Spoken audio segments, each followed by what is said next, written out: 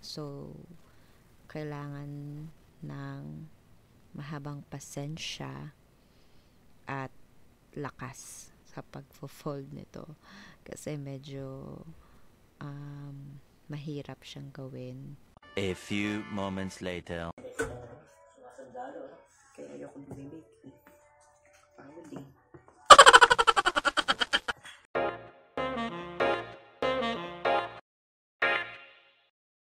Hi mga ka-echosera! So ngayon, gagawa tayo ng mocha cake para sa 6th month birthday?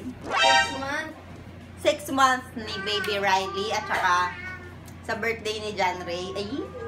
Ay, kunwari kasabay. So, yung last, ang niluto natin ay, ang ginawa natin yung shawarma. So, this time, magbe-bake naman tayo. So, background na. Maingay kasi yung background, kaya nag-voice over ako. Kung meron namang instruction sa video, tsaka ilalagay ko rin sa description below. Kaya masusundan nyo rin naman, okay? So, una, ihalo ang coffee sa hot water, then palamigin. Then, sa isang bowl, mix lahat ng dry ingredients. Tapos, gawa ng well sa gitna. Tulad nga ng nasa instruction, i-mix lang natin yung wet ingredients dun sa dry ingredients. So, nagmix ako ng 6 na egg yolks, vanilla, and coffee. So, ayun lang, mix lang dun sa well na ginawa natin. Mix lang. So, basta guys, paka-mix nyo lang ng bongga-bongga hanggang sa wala nang sound yung sugar, yung smooth na siya. Ang ibig kong sabihin, smooth na siya kapag minix mo, yung hindi na siya naglalaban. Tsaka, yung obvious na nakamix na lahat.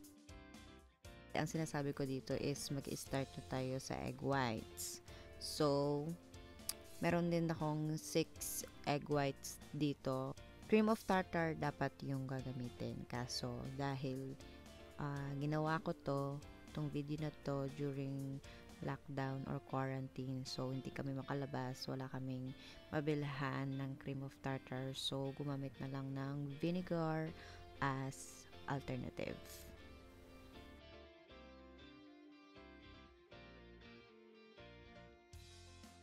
So, mix lang until ma-form yung medium peaks. So, kung nagbe-bake ka, alam mo na yun kung paano. Pero, if hindi pa, i-mix mo lang mga 3 to 5 minutes and then, i-check mo. Iangat mo lang yung mixer tapos, check mo kung nagpo-form na yung medium peaks. Paano mo malalaman kung medium peaks na? So, kapag inangat mo tong beater, basta pag nilift mo yung beater tapos nag-hold ng shape yung peak, tapos bumalik after ilang seconds, medium peaks na yon. Kasi kapag tinuloy mo pa, may chance na mag-stiff peak na yan or maging dry. Next step ay i-mix or i-fold ang mocha butter sa egg whites. Okay. So, gagamit tayo ng whisk and para mag-fold, gagamit ako ng wooden spatula. So, before, whisk lang gamit ko. Pero habang tumatagal, nare-realize ko na mas mainam at mas mabuti kung merong gamit na wooden spatula. Kasi ito yung pinakamahirap na part ng pagbe-bake ng mocha cake. So, kailangan ng mahabang pasensya at lakas kapag fold nito kasi medyo mahirap siyang gawin. Tsaka, pag nagmadali ka, mali. Mali ang magiging resulta. Okay?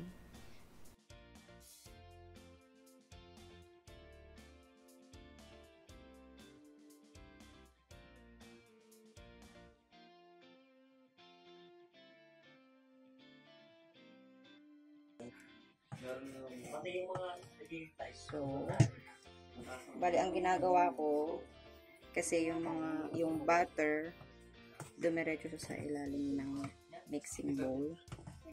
Bali, pinupunta ko lang sa taas para ma-mix. And then, cut and fold. Cut and fold. Cut and fold.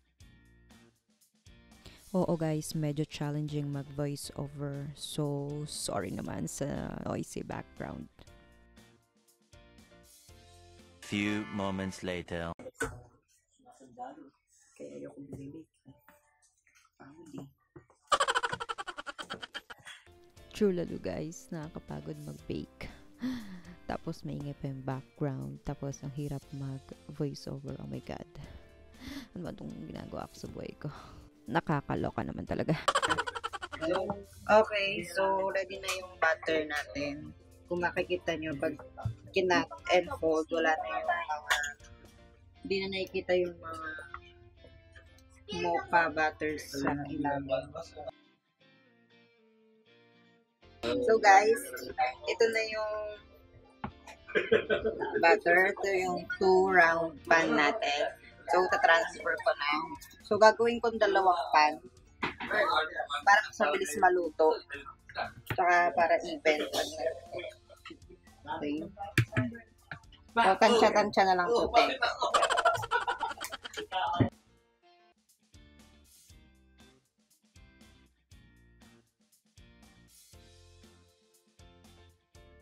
Ready na to. So, i-tap-tap muna para yung mga bubbles makyat.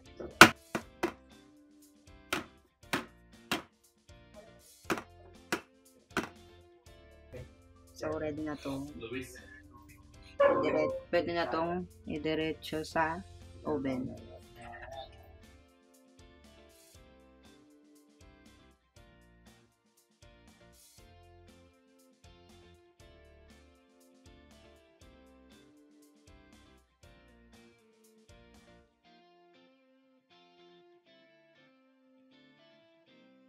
One eternity later. Itong gagawin natin is tatanggalin na natin to sa pan.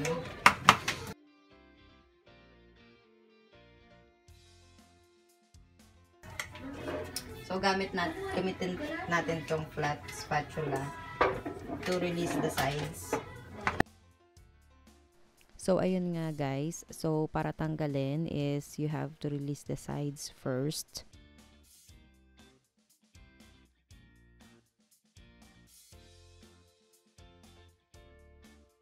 So guys, naramdaman ko na siyang bumaba.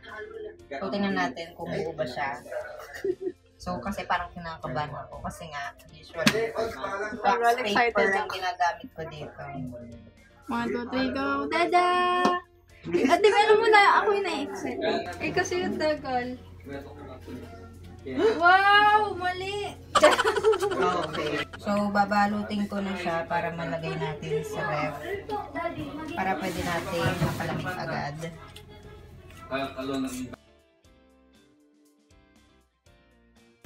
Guys, ito na siya. So yung second naman. And then, after that, balot lang bago ipasok sa ref para mag-cool down.